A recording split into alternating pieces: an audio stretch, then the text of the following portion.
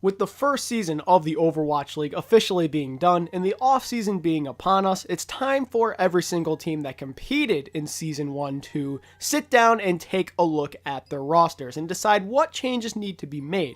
Whether that would be getting rid of or adding players, or perhaps making some changes at the coaching position. Although it's clear that some teams really don't need to make many changes at all, I think it's safe to say that every team could make some sort of move this offseason to help improve their team. And that's where I come in, ladies and gentlemen. Today, I'm going to be discussing one change that I think every team could make to their team to improve coming into Overwatch League Season 2. We're going to start off with the worst team record-wise and then progress all the way up to the top. So, first up is Shanghai Dragons. Now, obviously, Shanghai needs to make a boatload of changes if they even just want to be a decent team coming into the second season of Overwatch League. And I could easily make a 10-minute video alone just off of changes that the Dragons need to make to be a better team. But for the sake of keeping this video short, I'm just going to be talking about one important one in particular. And that has to do with them going with a full Korean roster or full Chinese roster. As of right now, they have a bilingual roster, meaning that they have some Koreans and some Chinese players in their starting lineup. And that is not a good thing to do at all. And I think they definitely suffered communication-wise because Korean and Chinese, they're two different languages, obviously, and it's hard to pick up one or the other. It's not like learning English. It's a lot more difficult to learn Chinese or Korean. At some point during this offseason, management needs to decide, do we go full Chinese, like in Stage 1, or do we go full Korean? If you ask me, the team should look towards becoming a full Korean roster, because you already have some good pieces in Otto and Geguri, so why don't you just build upon that and have a full Korean roster? I guarantee you they'll at least win one game at bare minimum, because they won't be suffering from any sort of communication issues. They'll all be on the same page. And I think that's just about enough about Shanghai. Now let's talk Florida Mayhem. For those of you that watched my video on Florida last week, you know that I strongly believe this team needs to immediately make changes at their support positions, both at main support and flex support, as their support line was one of the worst in the Overwatch League, and it was clearly the weak link on the team. They were arguably the second worst support line only behind Shanghai, as Sabosai is arguably the worst Mercy in the league, maybe only behind Shanghai's Mercy players.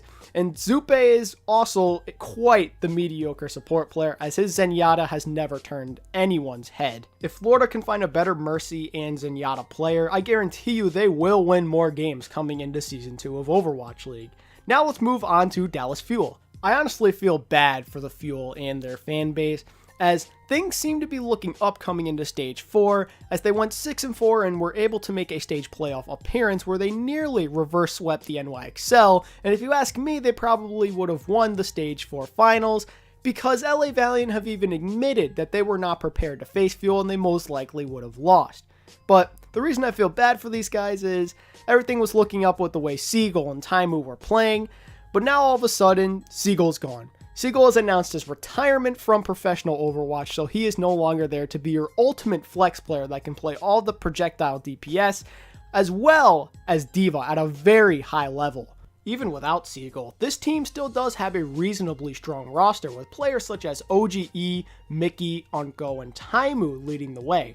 But I think there is a reasonably large hole being left with Seagull's departure. So one move that I think Dallas Fuel needs to make this offseason to improve their roster is to find a new flex DPS player that played all the things Seagull played. And I know that it may be a little difficult to find someone that can play D.Va, but I'm sure there's another DPS player out there that can play her at a reasonably high level. Maybe not as high as Seagull, but if they can get the job done, then you'll be just okay. Especially when you want to run those comps with Mickey on Brigitte, since he is one of the better Brigittas in Overwatch League. I definitely think you want to look for a DPS player that can flex onto D.Va every once in a while. And very quickly, just one little thing I'd like to add on. I would also really like Dallas to closely monitor Effect. Pay very close attention to how he's feeling during the offseason and during the entire second season of the Overwatch League, because the moment that things start to go sour with this guy, drama just starts appearing out of the blue.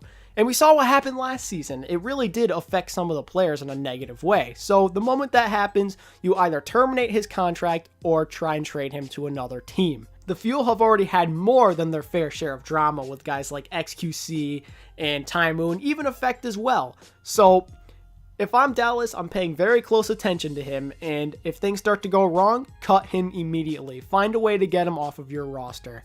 And with that being said, let's move on to the number 9 team now, San Francisco Shock. It's hard to say what San Francisco really needs to do to push them to that next level come Season 2, as everything already seems to be going in the right direction for them, since for one, they have a lot of young players with high ceilings for potential, such as Sleepy, Sinatra, Architect, and Super, but also they have a lot of bench depth, especially at their tank and DPS positions. I guess I'd say they need to improve main support a little bit. Not much, because Moth isn't a bad player, but I'm sure there's some better Mercy players out there than him. And if they can't find someone better, perhaps they could just have that person come off the bench, so Moth never ends up in a situation where he's suffering from burnout, so he could take some games off here and there. Other than a small weakness at main support, this team is looking pretty good. They're really stacked. They have good players at every single position, and they have a lot of bench depth. Shock are in a great position to make playoffs in Season 2, and I expect them to be a very competitive team. Now let's move on to the Seoul Dynasty, shall we? Now this is a team that has their work cut out for them this offseason, as they need to make some changes at main tank, main support, and DPS right away. As for one, when we talk about main tank first off, Miro is not the guy he once used to be. He used to be known as one of the best main tanks in the world, but that's no longer true, as his communication skills are poor, and as a main tank you can't afford to be bad at communicating since most of the time you're going to be the shot caller. Then at main support, Toby just is a pretty mediocre Mercy overall, I'd say.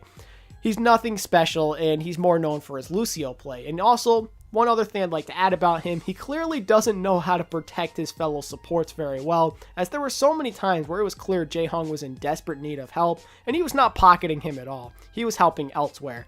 So, they need to find a main support that's a bit smarter, if you ask me.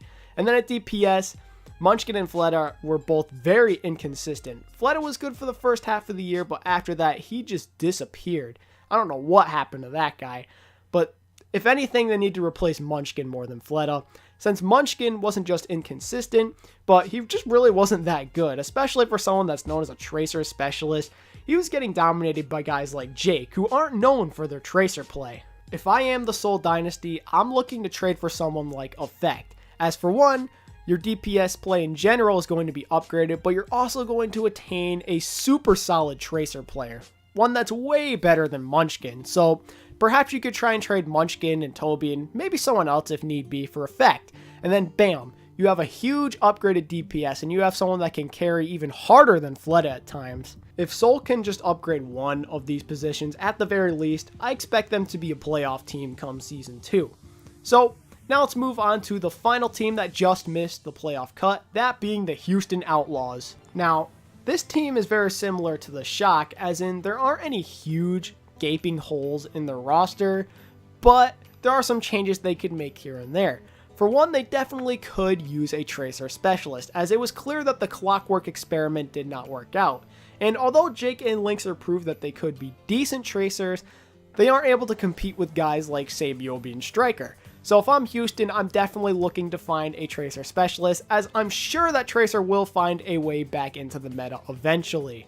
Another move that Outlaws could make this offseason is to acquire a more flexible off-tank. No disrespect to Cool Matt or to Spree, because they're both really good players, but Cool Matt is mostly only known for his Diva, which he plays at a high level, I'd like to add.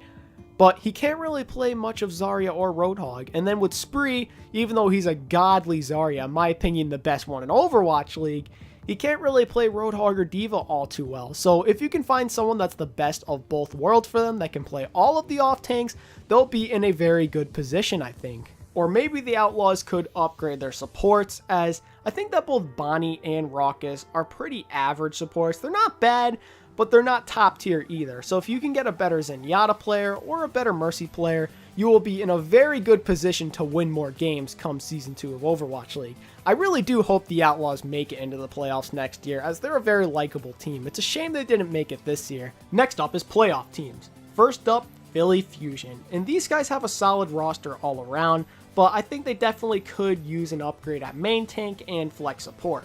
And that's no disrespect to Sato, Fraggy, or Boombox. I think they're all good players, but For one, at main tank, I think the Fusion could find someone better that could be a bit more of a playmaker, because I think that's something the Fusion desperately need. Another superstar playmaker that can make clutch plays and get the kills other than Carpe. EQO can do it at times too, but he's quite inconsistent. If the Fusion trade for someone like Fissure, I think that would definitely help them out, as Fissure's someone that could help carry the load for Carpe, and they could take turns going off and making these crazy plays, and then EQO can jump in when he's feeling like playing good. And then at flex support, Boombox is good and all, but I'm sure there's better options out there somewhere. But other than that, this team is really good overall.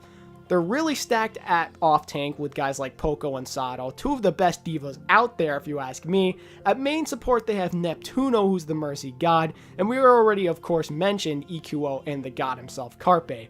So if the Fusion can just make an upgrade at either flex support or main tank, they will be a better team in Overwatch League Season 2. Next up is your Season 1 champs, London Spitfire, and I'm sure most of us will scratch our heads and say, what on earth do these guys need to change? They're the best team in the world. They just won the championship. Well, before the playoffs started, I would say Nuss is the weakness of this team. Their Mercy was not too great coming into the playoffs, but now Nuss looks like a really good Mercy. He stepped up big time in the playoffs. He didn't die a lot. He did a lot of healing. He was playing very clutch, just out of his mind. So honestly, I'd say they probably don't need to make any changes to their starting lineup. They have arguably the best player at each position right now. So instead, what I'd look to do if I was the London Spitfire is get some bench players. After all, London did get rid of most of their players other than their starting lineup, so they need to get some depth players. These guys don't necessarily need to play a whole lot, but it would be good to have them just in case someone gets hurt, just like with Bird Ring. Or perhaps if someone's starting to feel out, like for an example, let's say Prophet is just tired of carrying his team and he needs a break. Perhaps he can come out for a game or two, maybe a week, whatever it may be, and then he can come back and he'll feel well rested. Other than that though, London's good. That's all they need to do this offseason. Keep everything else the same. Up next we have LA Gladiators, and they have a solid roster from top to bottom, as they have a top tier support line, some really good DPS players, and a dangerous tank rotation of Fissure, Bishu, and Void. The only problem is we don't know what's going to happen with Fissure, as right now, the relationship between them is a big mystery. Only the Gladiators and Fissure know what's going on between them right now. There's a lot of rumors that Fissure wants to leave or that he's unhappy with the team. It all could be a bunch of nonsense, but as of right now, we have no clue whether any of it is true. So, with that being said, one thing I'd like the Gladiators to try and do is try and stitch up their relationship with Fissure. And if they can't do so, try and trade him to another team and then address your issue at main tank. If I'm the Gladiators, I'm doing almost whatever is in my power to try and keep Fissure. Make this man happy again, repair your relationship with him, because after all, he is the guy that helped carry your team to the playoffs. Without Fissure, the Gladiators would have been nothing this season, and we saw that in Stage 1. Before Fissure got there and iRemix was at main tank, they went 4-6. They were a mid-tier team at best, and then Fissure turned them into a top-tier team instantly, one of the best in the league. So, come on, Gladiators, do whatever it takes. Get this guy back, otherwise you could potentially be in big trouble. Up next is the number 3 seed Boston Uprising, and I would like to see these guys continue to build their team around their superstar DPS and striker, as he's proved that he is one of the best DPS players in the league. There's two things I'd like to see Boston Uprising do though. For one, I'd like to see them change their other DPS player. I don't think Mistakes is a bad player, but coming into Overwatch League, he was known more as a Tracer specialist, and although he didn't play bad on heroes like Genji and Widow, I'm sure you could find a better flex DPS player than him out there. It's honestly a shame that the whole Dream Casper thing happened. If Casper was still on this team, they would be scary good at their DPS. It scares me to think how good this team could be with a better flex DPS. Could you imagine Dream Casper still being here? They would have two amazing Widowmakers. They'd have a god tier Pharah and a god tier Tracer. It's a shame that things worked out the way they did though. So other than DPS, I'd say that maybe Boston looks at a main tank. I know that Gamsu's good at Winston and he's okay to resub, but his Reinhardt was not very good in Stage 4. And if you want to keep Gamsu, perhaps you bring in a Reinhardt specialist for those situations where you know you're going to run a lot of Rein and you know that Gamsu just can't play him well. But I'm confident with enough grinding, Gamsu will get good at him, so there's no reason to worry there, I suppose. And with that being said, it's time to move on to our last two teams. The number 2 seeded LA Valiant shocked a lot of people with the way they were able to finish off the year on such a strong note. A 9-1 record, only losing to the Dallas Fuel. Pretty awesome stuff right there. And all around, I just love this roster. And I'm not just saying this because I'm an LA Valiant fan, but Fate and Space are two of the best tanks out there. Then Custa and Kariv make up a very strong support duo.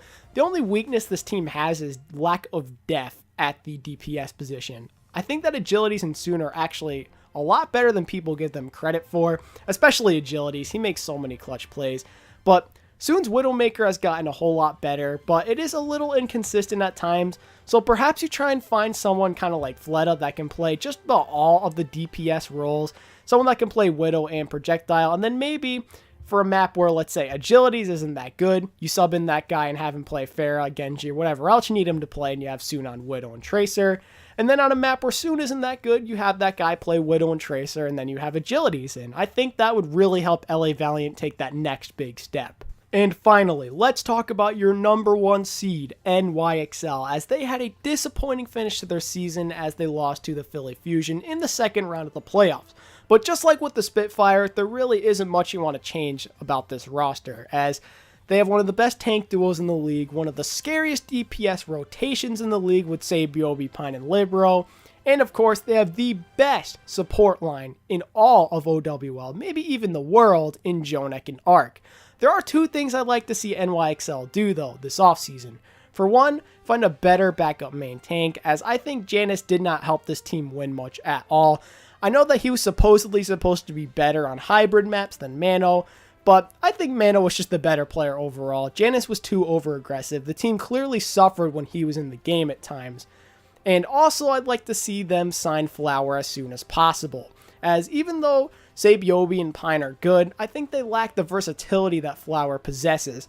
Sabiobi can play Tracer and Widowmaker at a pretty high level, maybe some McCree too, but he can't really play anything else all too well, and we saw that in the playoffs as when he played Brigitte and Hanzo, he looked mediocre at best on them, let's be honest.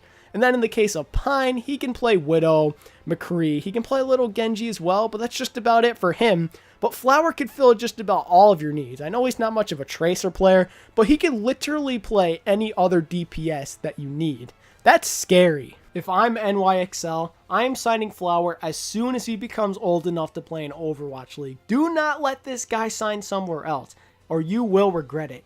He is the versatile piece this team needs to take their game to the next level. And there you have it, guys. That's all of them. That's one move that I think every Overwatch League team could make during the offseason to improve coming into Season 2. Let me know what you think of all my ideas in the comments section, and feel free to tell me what moves you think every team could make to improve coming into Season 2. So, if you're new around here, don't forget to hit that subscribe button and enable notifications so you don't miss the next Overwatch League video. Also, I'd very much appreciate it if you could hit this video with a like, as it tells me you want to see more Overwatch League content here on the channel. And until the next one, I'll catch you guys later. See ya!